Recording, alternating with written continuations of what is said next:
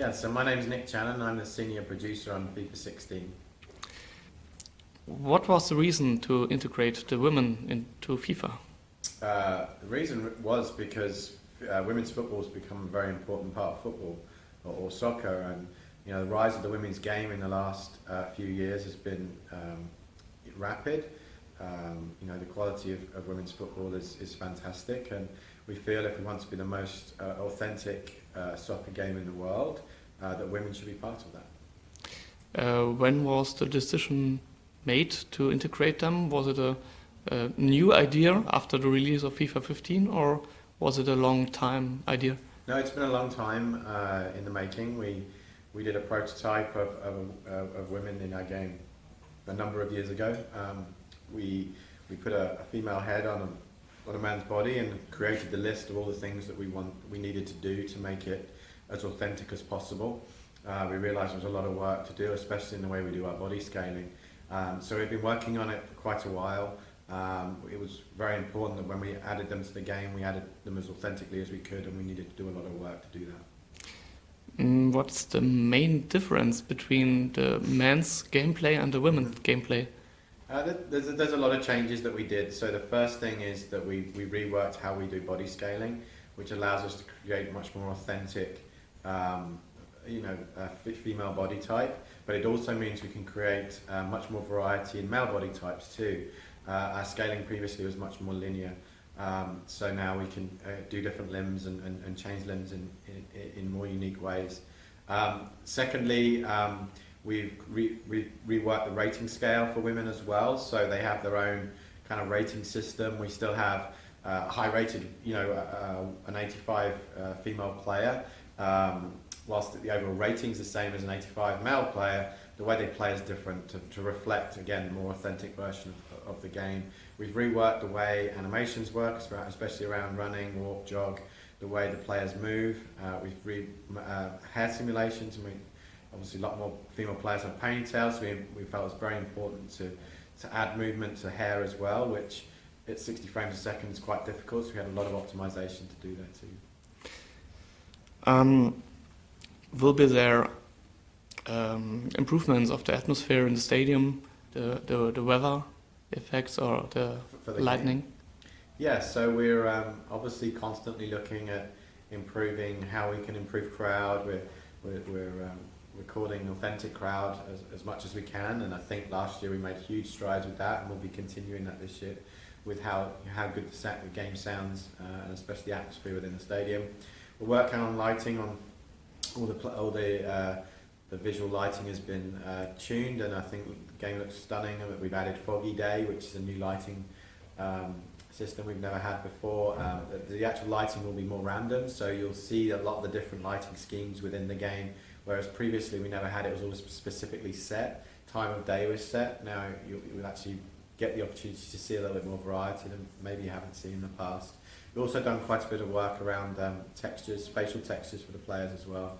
More contrast, taking away that sort of plasticky feel that sometimes is in some of the players, and again, a lot of players look, much better than they did last year. Is a dynamic weather system possible for FIFA 16 or a coming one? We won't have dynamic weather in FIFA 16. A new feature is FIFA Trainer for new players. Could you tell us a bit more about the FIFA Trainer? Yeah, so we've been looking at this for a number of years. We wanted a way to teach players, the basics of the game, and by the research that we've done, it was very important that we did it while you were playing the game and not just like in skill games. We wanted it to feel like you had somebody on the couch next to you, helping you, this is a good button to use, this is what you should do here. So we created a system where we have an overlay that is contextual depending on where you are on the pitch. If you're out wide, you're to cross the ball, shooting in the right situations. And then as you start to get better at the game, we'll teach you progressively more advanced moves. One of the things we think it also helps is some of our core players that maybe don't know everything and can actually learn something from the game as well. And with testing that we've done, everyone seems to learn something that they didn't know. So it's not it's possible for players to switch it off. It's not always there, but we actually feel that everyone that uses it will learn something. The skill games are also a good possibility to learn the game. Yeah. Will there be new features? Yeah, we obviously every year we look to refresh the skill games, and the skill games have the ability to have the trainer in them as well, which is a great way to learn those too. But as always, we'll be refreshing that area too. We have heard some new features, for example, the no-touch dribbling and the dynamic crossing. Yeah. Could you tell us something about that? Yeah, absolutely. So no-touch dribbling is a way for us to really help create a system for our players that really allows them to dribble with and without touching the ball. You can determine when you do a touch on the ball, and if you look at great players, Messi is an example, Cristiano Ronaldo, they will use body position around the ball to use feints to get around players. You know, they'll go one way and try and go the other without actually touching the ball, and that's a system that we've never really had before. Every time you move with the ball, you would take a dribble touch. So what you can now do with a modifier button, if you don't press anything, you dribble as normal as you always have in FIFA. If you depress the left trigger, then you don't actually touch the ball. So you can move either side, you can do a feint, and as soon as you let go, you're back in and touching the ball. It's a great way to control pace.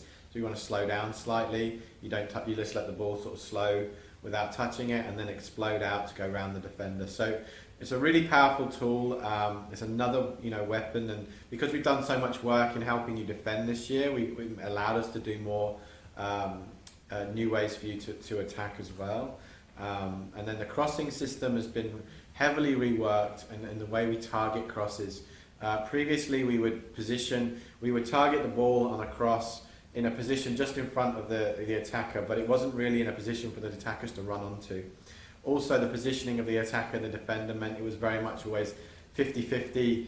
Both players would go up, and it was who would, a bit of a dice roll of who would win, the battle for the ball. Whereas now, the system for crossing, if you're in space, we reward you for that, being able to get a better cross in to get in behind the defenders, and the attackers will run more likely to run onto it. So again, making sure we've got balance so that crossing and heading doesn't become overpowered, but a lot of changes in that area.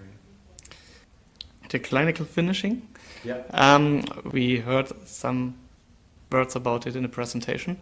Mm-hmm.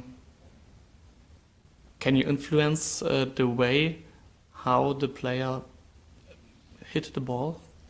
Again, it's timing, and I think that's something that we brought in a couple of years ago. Was if you could had some time to step into a shot, it was always more powerful.